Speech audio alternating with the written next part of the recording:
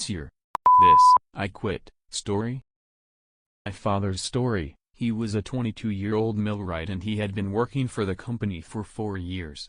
He asked for a raise because one was given to a co-worker who had the same job. He was told that his co-worker has kids and a family to provide for and that's why he was given a raise, and since my dad had no children at the time he didn't need one.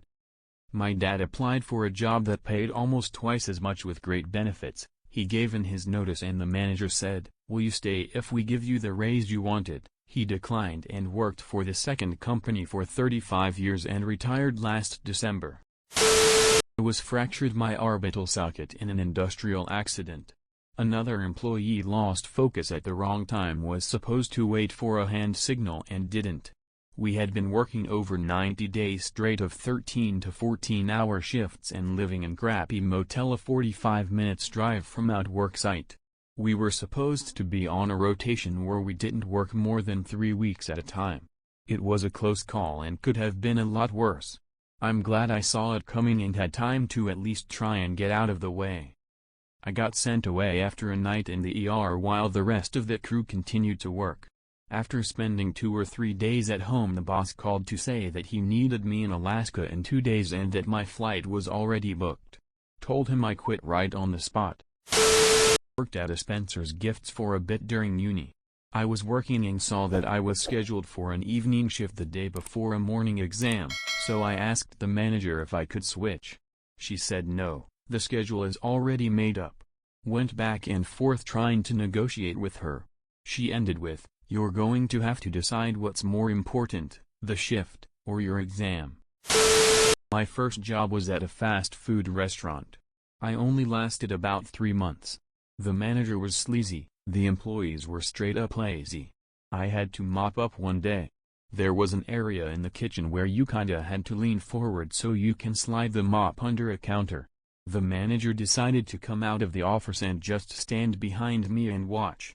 I looked at him and asked, "Is there something wrong?" He said no, but just wanted to make sure I cleaned correctly. Right, because there was no worry about how well I cleaned the rest of the kitchen, but now that I'm bending over, there is. I immediately stopped and walked out. Getting screamed at in a meeting by some marketing jerk that was literally demanding my technical group perform magic on a completely unrealistic time schedule with almost no resources. Literally screaming at me in front of about 8 of my peers, calling me incompetent, "Just do your job, all of that."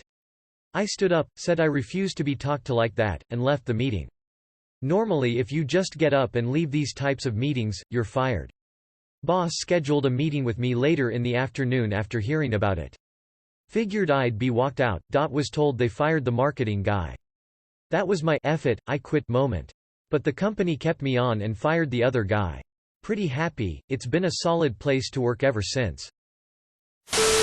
First job, at a pizza delivery place. I was almost 18 and I overheard my manager, in his 40s, and a few delivery drivers talking about throwing me a birthday party and spiking my drinks so they could do things to me. They had no idea I was around the corner listening. Maybe they were joking, maybe they weren't. I didn't care. I quit right then and there. First job at McDonald's. 3 different managers all telling me to do different things, and getting mad when I listened to the others. I overheard the worst manager say to the people at the register and many customers behind the counter that someone need to teach Alice how to do her job. I didn't even say anything. Just walked out. At a super shitty job at the donut shop. I was promised a raise, which I never received. We always worked alone at the shop, so I never got to know anyone else, never got their phone numbers. Yet the non-written policy was that you would find someone to cover your shifts. One day, I woke up and knew immediately that I had strep throat. Went to the doctor and he confirmed that it was strep, and it was really bad. Worst I have ever had it. So knowing that I was contagious for at least 2 days, and knowing that I shouldn't be around people or food, and am not even able to speak, I texted my boss. I didn't have a shift scheduled until the next day. Told her I won't be in for at least a week because of my strep. She told me I will have to find someone to cover my shifts. I told her that's not possible because I don't have anyone's number, I can't speak, and in all honesty was in so much pain I just wanted to pass out. She told me that if I cannot find someone to cover, I will have to come in. And if I don't come in I won't have a job. I replied with cool, guess I don't have a job then. I returned my gear 2 weeks later once I had recovered. Never spoke to that again. Thank you for watching. Like and subscribe for more Reddit videos.